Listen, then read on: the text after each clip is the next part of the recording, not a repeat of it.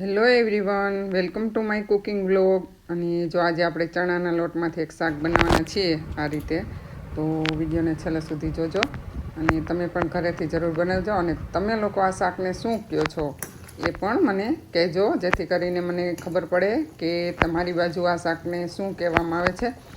અમારી બાજુ તો બેસનના લોટની જે ગોળી હોય છે એમાંથી શાક બનાવીએ છીએ, એટલે બેસનની ગટ્ટીનું શાક કહેવામાં આવે છે. તો ચાલો શરૂ કરીએ હવે આપણે રેસીપી બનાવવાનું. તો આપણે સૌ પ્રથમ એક કઢાઈ લઈ લીધી છે અને એમાં એક વાટકો પાણી ઉમેરીશું અને થોડું મીઠું ઉમેરીશું, જેથી કરીને આપણે જે ગોળી બનાવીએ એ મોળી ન રહીએ એટલા માટે. હવે આપણે એમાં મસાલો કરીશું: ધાણા જીરું પાવડર, ગરમ મસાલો, હળદર, અને આપણે એમાં થોડી ચટણી પણ નાખીશું. અને ચટણી નાખી દીધા બાદ આપણે એક ચપટી સોડા પણ નાખીશું, જે આપણે ભજીયામાં સોડા વાપરીએ છીએ એ જ છે. અને હવે જુઓ, આપણા પાણીમાં થોડું તેલ ઉમેરીશું, જેથી કરીને લોટ એકદમ ચીકાશવાળો ન રહે. અને હવે આપણે પાણી ઉકળી જાય એટલે એમાં થોડો ચણાનો લોટ ઉમેરી દઈશું. આ રીતે પાણીને એકદમ ઉકળવા દેવું. અને જે આપણે પાપડ બનાવવા માટે ખીચું બનાવી છીએ એ પ્રમાણે લોટને હલાવીને ખીચા જેવું બનાવી લેવાનું છે. અને આ શાક એટલું મસ્ત બને છે કે કોઈ લીલા શાકભાજી ન હોય ત્યારે તુરંત તમે બનાવી શકો. હવે આપણે એને એક વાસણમાં લઈ લઈશું અને આ રીતે મસળી લઈશું. અંદર જો કોઈ ગઠ્ઠા રહી ગયા હોય તો ભાંગી જાય એટલા માટે. અને સહેજ ગરમ હોય ત્યારે જ મસળી લેવું, કારણ કે નહીંતર એમાં લમ્સ એમનેમ રહી જાય છે ઠંડો લોટ પડી જાય તો. હવે આપણે જે બેસનનો જે આપણે લોટ બનાવ્યો, ખીચું બનાવ્યું છે, એમાંથી થોડા તેલવાળા હાથ કરીશું અને પછી આ રીતે, અને પછી એમાંથી આપણે નાની નાની ગોળીઓ બનાવી લઈશું. અને બહુ મોટી ન રાખવી, કારણ કે જેમ આ ગોળી નાની હોય છે એમ જ ખાવાની મજા આવે છે એટલા માટે. અને આ રીતે બધી બનાવી લઈશું.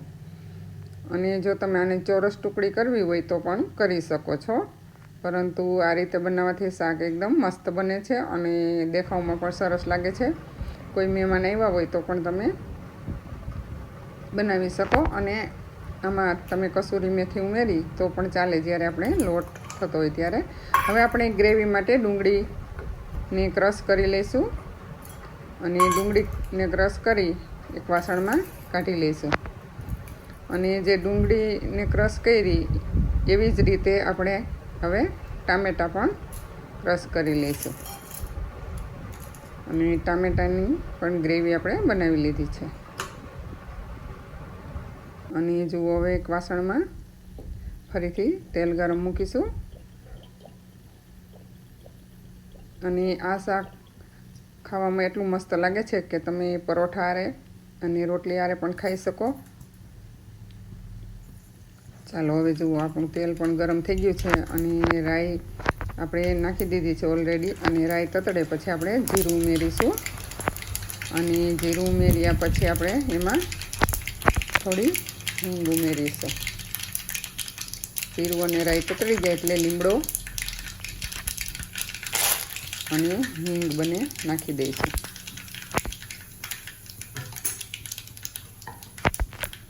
અને અત્યારે હું તમને યાદ કરાવી દઉં કે જો તમે ચેનલને સબસ્ક્રાઈબ ન કરી હોય તો સબસ્ક્રાઈબ કરજો. અને હવે લસણ અને આદુની પેસ્ટ નાખી દીધી છે. અને હવે આપણે ડુંગળીની જે બનાવી હતી, પલ્પ બનાવ્યો હતો, એ નાખી દઈશું. અને ડુંગળી સહેજ બ્રાઉન રંગની થાય ત્યાં સુધી આપણે એને સાતળીશું. અને ફરીથી તમને યાદ કરાવી દઉં કે ચેનલ પર નવા હોય તો ચેનલને સબસ્ક્રાઈબ કરજો અને વિડીયોને લાઇક શેર કરજો. હવે આપણે એમાં મીઠું, પછી હળદર, પછી ગરમ મસાલા પાવડર, પછી ધાણા જીરું પાવડર અને ચટણી. મેં આ કાશ્મીરી ચટણી લીધી છે, તીખી નથી લીધી વધુ. પછી આપણે તીખી ચટણી નાખીશું, કલર માટે કાશ્મીરી વાપરીશું.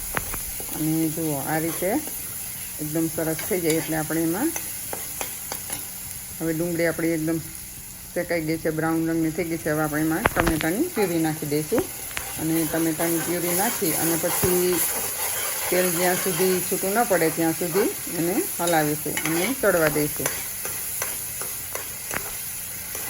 અને હવે જો આપણું તેલ પણ એકદમ છૂટું પડવા માંડ્યું છે એટલે ડુંગળી અને ટમેટાં બંને ચડી ગયેલા છે. અને હવે આપણે એમાં છાશ ઉમેરી દઈશું.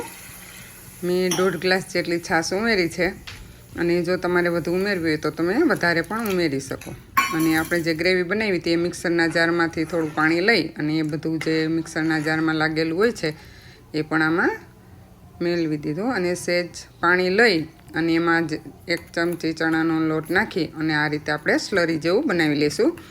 એક પણ ગાંઠ ન રહે એ રીતે, જેથી કરીને આપણું જે શાક છે એ ખૂબ જ સરસ ઘાટું અને રસાવાળું અને ગ્રેવી પણ મસ્ત ઘાટી બને છે એટલા માટે. હવે જો આપણે એ ચણાના લોટનું જે પાણી છે એ એમાં ઉમેરી દઈશું અને પછી આપણે એમાં ધીરે ધીરે જે આપણે ગોળી બનાવી હતી થોડી વાર ગ્રેવી ઉકળવા દઈએ અને પછી એ જે ગોળીઓ છે એમાં ઉમેરી દઈશું આ રીતે બધી જ. અને તમે જોઈ શકો છો શાક દેખાવમાં પણ હજી તો ગોળીઓ ઉમેરી તો એટલું મસ્ત લાગે છે. જુઓ અત્યારે ગોળીઓ જે ઉપર નથી અને પછી જ્યારે ગોળીઓ એકદમ ચડી જશે, જુઓ આ રીતે ફ્લફી બની અને ઉપર આવી જશે બધી.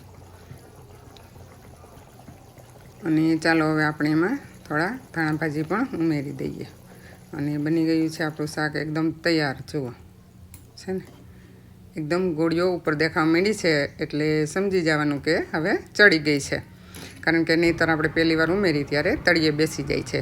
અને હવે આપણે શાકને સર્વ કરવા માટે એક મટકીમાં લઈ લઈશું.